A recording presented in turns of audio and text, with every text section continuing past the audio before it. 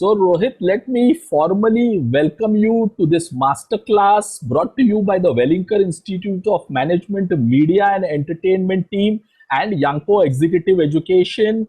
And we are really glad to have a young, talented entrepreneur and a creative head from one of India's finest content and digital and a multi-integrated agency, Mr. Rohit Raj. Welcome to the show. Rohit is the co-founder and creative head at The Glitch, which is a WPP group company. And Rohit has been a serial entrepreneur. And he's going to take us through the journey. Rohit comes with a very strong understanding of academics. He is a graduate and MBA from Symbiosis. And he's worked as an entrepreneur, grown up the ranks, worked with big MNCs like the Channel V and many other companies. And then he is on the entrepreneur journey for almost last 9 years back. He started Glitch. But I'm going to leave that to Rohit to tell us his story. And he's a great storyteller. I've seen some of his videos and I've seen the kind of their work they do with the best OTT brands which anybody as a youngster would aspire to work. So it's going to be a fantastic power pack session today. Rohit, let me introduce you to the audience.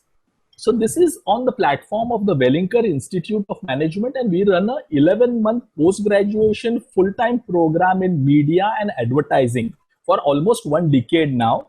And we attract students who want to make careers in branding, advertising, digital, social media, in sports, celebrity. It's an integrated program, one of its kind in the country. And we're doing it for a decade or so. And we get best of the talents. Our alumni work, many of them work in companies like yours also. So that is the prospective students who would like to join our programs. We also have students, faculty member, and young industry professionals who are really eager to learn from you, understand from you what is the future of content and branding and tech put together is going to be. Today we have also invited a lot of young entrepreneurs who are, looking forward to you to understand your startup journey and now a full-fledged MNC company, that kind of a thing. So that is a mixed audience which we are there, which we are going to have. So we will start, Rohit, and welcome again. Yeah. Thank you, Dr. Sumit. It was kind words. Yes. So Rohit, just take us through your journey. How you started, where do you come from, and now everybody knows you. But how that entire struggle, the journey, the pain, and the glory. Okay. Well, I think early start. I grew up. I'm actually from Kerala, but I'm Malayali, but I grew up in Hyderabad. My parents were in Hyderabad, right? So, okay. And like true. Grew up in that whole entire segment of all South Indian kids, right? Whose ultimate ambition is to become either a doctor or an engineer and then go on to do their MS. So the only difference being at my house, my parents were of the other opinion that, hey, I think you're more inclined towards arts and maybe you should go towards the arts field. So I had the reverse point of everybody else's problem. I had to fight with my parents to want to go and do engineering. Wow. So I actually literally had to put up a fight saying, no, I want to do engineering. Why are you pushing me away? So finally went the path because all my friends were doing that. Eventually realized midway through that that's probably not the space I want to be in, and came out of it. As in I finished my course, but then took a different path from there. But back in when I started off engineering, the whole thing dawned upon when during the 1998-99 time when the dot-com boom was happening, right? Everybody was out there making websites. Websites were the big thing. And because I was always a geek, interested in tech, we would dabble around it and we realized that there is potential for us to do something on the same lines. So 3 of us, that was my first ever entrepreneurial stint. So we started something called Mouse Potato, which is like this. It was in Hyderabad. We were trying to do a locally curated website which would kind of tell you all the good things, the places to visit. So if I have to put it in as many words, it's almost like the brown paper bag that's happening today. Yes. So it was like a portal where you would do this. And it was a side project that started. I mean, literally, we didn't know, we were all really young at that point. We had no concept of funding, etc. Just borrowed some money from parents for a URL and we coded it ourselves and we would write the articles ourselves. It did get a decent amount of traction. And I saw our first ever exit because at that point there was another website that was looking to expand. They came to us. They said, hey, you seem to have decent traffic. We want to buy you out. and they Wow. put down a check of 3 lakh rupees.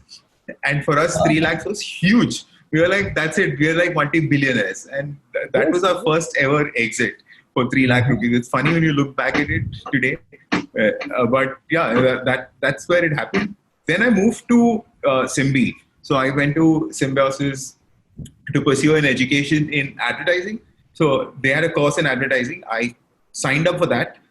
6 months into that course, I told myself this is not what I want to do because Okay. it's just it. So the problem, I think, and it's good that we have students here. Let's cut this thing out and put it out there, right? So which is when I grew up, all my decisions on career, etc., came from a lot of television that I watched or content I consumed. I was watching True. movies and I thought advertising is this really cool place where you sit there and you're given a brand and then you write a film and you go through and that's what it is. 6 months of that education at Simpi, and I was like, dude, this is not advertising. Had so much more to it. So there was servicing and there was media planning, and that is where the focus was. The focus was very limited on how to write, make an ad or anything of that sort, at least in the first 6 months. And I was like, this is not what I want to do. I want to make an ad. I want to go shoot an ad. So we had an option of switching from advertising to filmmaking in the same course. So I opted out 6 months later and said that I don't think I'm cut for advertising. So I moved into filmmaking, came to Bombay, and I got a job with Channel V at that point in time. In the promo team. So Channel V at that point was the cool channel to be in, right? So it was it was MTV and Channel V, two channels that were doing really interesting stuff. I got to, so I went there as a promo director because I learned filmmaking, so I was shooting, etc. If I look back, Channel V for me was film school. That is the place where I learned the most. Because what Channel V did was it gave you an open canvas and it gave you zero budgets. And they were new to India then? No, they were new to India. They were quite established by then. They were under the Star umbrella. Yes. But, so this is in 2007. I joined Channel V. Okay. They were, and they were all in their peak at that point of time. But the thing was, Channel V was always the in the Star network. It was that boutique channel that they had. So it wasn't like the channel that had all the money. The money was always still in the GEC segment, right? So none of us got as much money, but we got the freedom to do what we wanted to do. So we learned how to make content in limited resources and limited amount of money. So in advertising, when you go out today to shoot, and not today, but back in the day when we used to go to shoot, there was a director and there would be like 5 assistant directors and 4 set designers. We didn't have the option of that. The director was the AD. The director was also helping out to train. So that's how I learned at Channel V. And I was continuing. I spent good 2 years at Channel V. And in 2009, Channel V made a big decision. I went to Channel V because it's a music channel. And in 2009, they turned around and they said, we are not going to be playing music anymore. We're shifting focus from music to mainstream programming, which is more like a GC. And we were like, okay, why are you doing this? And they said, because the audience who used to love music and consume the kind of content they did have moved on from TV to digital. They're so nobody's waiting for TV to play a song. They're going on YouTube to listen to it. Listen to this. And that was a great realization. So I remember sitting across the table with Varun, who's my co-founder. So Varun and I went to Simbi together. That's where we met. We came to Bombay together. We used to stay in the same house. So we were both flatmates. Wow. He used to work at MTV and I was at Channel V. Then he also came to Channel V. So it's funny. So Varun and I were sitting across the table. I was like, dude, if they are saying that everybody has moved to, the audience has moved to the internet, who is making content beyond music for the internet? Is there content to be made? And we are like, okay, that's a good space for us to explore. So 2009, peak of recession, where people are losing jobs, we decided to quit our jobs. We decided to quit our jobs at that point. So and I still remember this, and we sat across the room with, so I sat across the room with my CD and told her that, and this is like 2 days after we've all been given our promotions and our KRAs, etc. Right? So, and she thought I was not happy with the number I was given. So she's like, it's okay, don't worry, we'll figure that out. I was like, no, it's nothing to do with the number because I'm actually surprised you gave me a hike also. But I want to go, and everybody around us kept telling us you're making a mistake. Because it's recession, people are losing job, you're making a mistake, we heard the word mistake so many times. So if you realize the glitch, the name the glitch means what mistake. Is that, It I was means a going to ask mistake. you. It's a So, mistake. The mistake. so Oh, I mean, wow. we look. Wow. So we said that if you don't do new things, you will commit mistakes only when you do new things. So we Try want you new to go new. things. So the glitch is a disruption. It's an error. It's a mistake. All of those things. So Wow. we quit and we started Glitch. And Glitch started not as an advertising agency, right? So we started as a production house. Okay. And we started because we came with production background. So I used to shoot ad films. Varun used to make long format shows at Channel V. So we both quit Channel V because it stopped playing music. So we said, okay, let's do this. We brought all the things we learned there into Glitch, saying we are able to now be agile, nimble, and cost effective when we do. So that's what our production setup was. And we said, let's focus primarily on digital, because on the mainline TV space, there are way too many production players. So you had all the big names from the Prasoon Pandays of the world, etc. They were all around. So it didn't really make sense for us to enter that space. So we started off with the digital landscape. What helped in our benefit, or what really worked, is the recession, right? Marketing budgets suddenly got cut. Yes. Everywhere. So now if I had a crore to spend, suddenly that crore became 10 lakhs. None of the production houses were willing to take a 10 lakh film. We said we'll do it. Then. For us, it was very happy. Like 10 lakhs was very easy for us to make something, because we came from that nimble school of thought at Channel. Yes. And that's where we grew our business. So who was your first client then? How did you acquire your first billing? So it's actually, the good thing was, see, this is where education and colleges really help. So one thing is colleges give you education, but the other thing is it forms a strong alumni network, right? Absolutely. So, and it opens doors. So the fact that the day we decided to move on and start something on our own, a lot of our peers and friends were in different places. So suddenly we got a call from Disney saying, hey, listen, Disney is launching this new brand called Disney Princess. Do you want to do something around it? We had a call from a channel that looked for a rebrand but didn't have the big budgets. So typically, if you look at an entire channel rebrand, is a 8 to 10 crore number, right? Here they had exactly 1/10 of that. They had 80 lakhs. For us, as two people running it, 80 lakhs was a very good number. We said, yeah, we'll do it. And we managed to pull off the entire packaging at that point. So our journey started as a production setup. For 2 full years, we were doing everything. But the thing was, the advantage we had was because we came with tech at the core center of it, because we had tech experience. We turned to all brands that we work with and said, taking a video and putting it on YouTube is not your digital strategy. Let us try, and internet is all about a interactive medium, right? So so that became our USP. So we were no longer a production company. We were saying that we will help you make interactive videos. So a video where you could choose how your story flows out. So we did all of that. We introduced a lot of tech in our all the content we put out. And that gave us a big edge. So we started winning awards. Somewhere in 2011, we got called for a project for Unilever. So Unilever was launching a new soap, a new shower gel. The Axe brand was launching a shower gel, and they wanted to see ideas. And we pitched an idea which went through, and we went and shot it. Now the good thing was, if you go to Unilever in Bombay, it's a street. Okay, it's a huge campus that they have, and all of the brand managers are lurking in and around that place. So when you do something really good, your word of mouth in that street, your street cred, like they call it, really shoots up. So we did something, and suddenly everybody was like, who did this video? And they started saying glitch, glitch, glitch. And I remember walking down the street when somebody called us and said, hey, listen, are you guys an agency? And we were not an agency. So that was but we had also learned the art of never saying no as a startup, right? So it was like, we didn't know. So we were like, no, what do you want? And he said, so we're launching this new ice cream. And the problem is we're launching in another 3 weeks. And we don't have an agency on board. And you guys have come highly recommended, and you seem to have done some really good work here. So we quietly turned around and said, yeah, we'll do it. And we said we'll pitch for it the next day. We went back. We didn't have an agency. So Varun hasn't worked in an agency before. I haven't worked in an agency before. Our entire staff was production oriented, but with a creative mindset. So we sat there and we formed the pitch. of what we thought would be great. We pitched to them. They loved it. They gave us this thing. And overnight, we became an agency. So the Glitch, the production Wow. house, became Glitch, the agency. The agency. The advantage we had is that we have not worked in an agency before. So we did not Yes. know the rules. So it was Uh-huh. so easy for us to break the rules.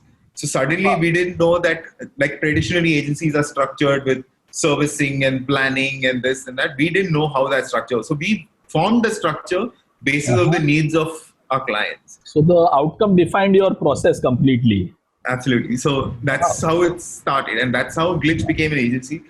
And we kept growing on the back of that, and then we had really great talent with us. All of our talent have a large part of them who were there at that point still exist with us. So our creative director now, Shinetro, was earlier in our production team as a director. Prashant, who was our first ever employee, is still our senior creative director in Bombay. So we have a bunch of people who have been there. Then at that journey, Pooja came into our lives.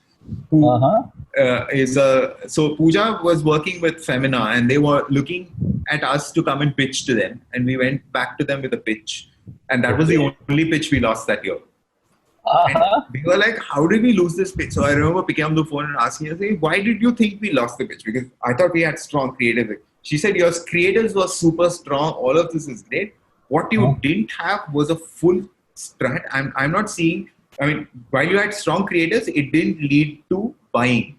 It didn't convert to sales for me. And I thought that was great insight. And then we got talking, and at some point we said, nobody better to bring that expertise of business lens than her, because she was sitting there. So we spoke to her, she was also very excited to be part of this journey, and then she came on board.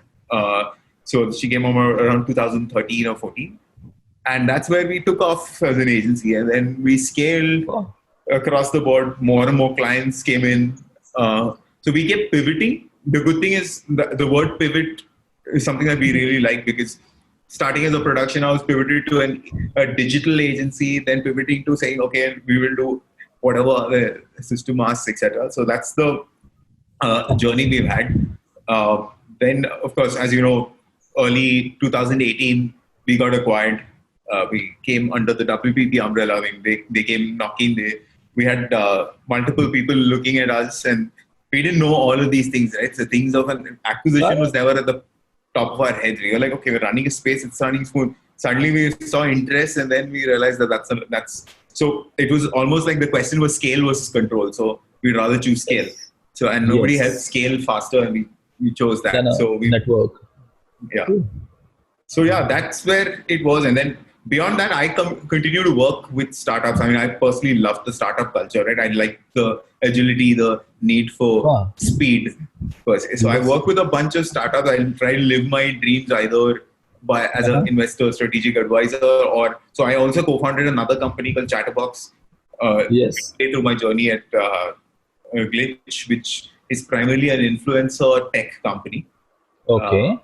So what we realized is that there's a lot of and the influencer ecosystem is very loosely used at that point in time, and there's no marrying data and the right match, finding the right match. So why is it that you are an influencer and I am not, for example? Right? Yeah. I'm saying that I have a certain influence. My influence may only be 1,000 people, but my influence exists with these 1,000 people and not a million people. And maybe my influence is higher for me to convert to sales. So how do you identify Rohit? So for example, if Rohit tells you that you should watch this movie, you will watch it. So how do I find the Rohit in each location? The micro influencers there then. Yes. So this entire network was built across the micro influencer platform, all the way up to the top of the pyramid. But that's a tech-based protocol that's built in, etc. I personally play a small role there now. So while I co-founded, I'm like